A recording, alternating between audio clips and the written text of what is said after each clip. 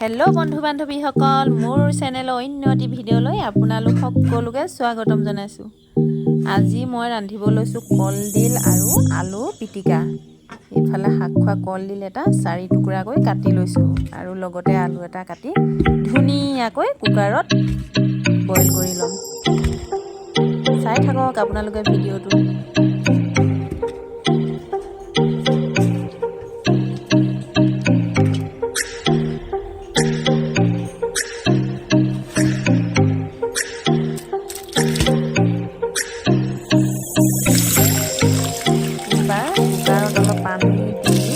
কলডিল আৰু আলু টুকুৰা তল যাওঁ নাযাওঁকৈ কুকাৰত পানী অলপ দি লগতে অকণমান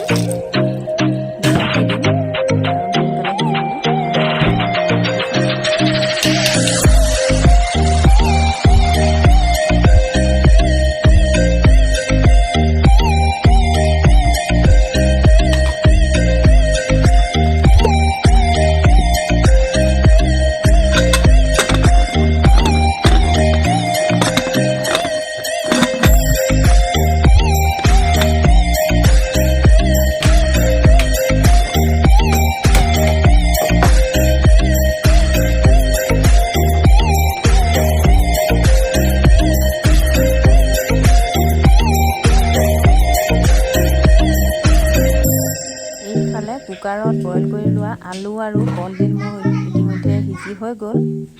আলুকেইডোখৰ অলপমান ৰংটো বেলেগ হৈ গৈছে কাৰণ কলডিলৰ আঠা ওলায়, সেইবাবে আলু আৰু কলডিল লগতে দি দিছিলোঁ। সেইবাবে আলুকেইডোখৰ কালাৰটো অলপ বেলেগ হৈ গৈছে, একো নাই। ধুনীয়াকৈ মই উলিয়াই ল'লোঁ কুকাৰটোৰ পৰা।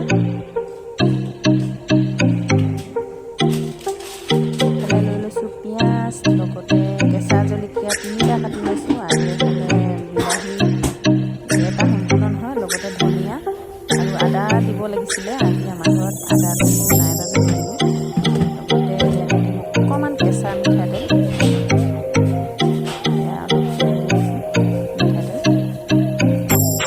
সোৱাদ অনুযায়ী নিমখ দি লৈছোঁ।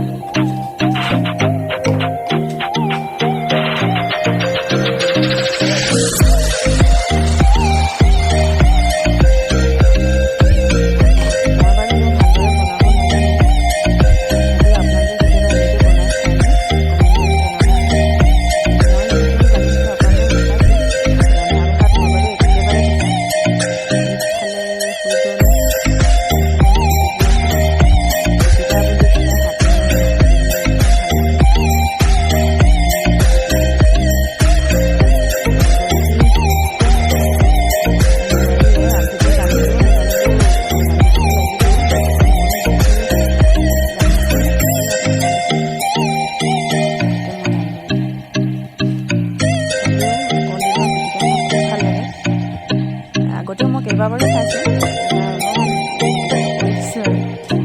এইফালে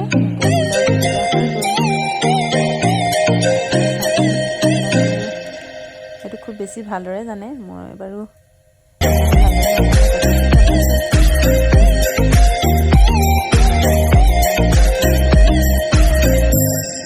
মিক্স কৰি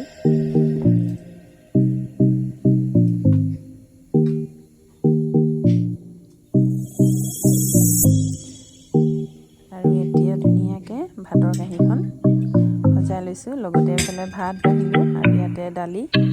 আমাৰ আজি বিশেষ একো নাই, ভাত দালি লগতে কলডিলৰ আলু পিটিকা।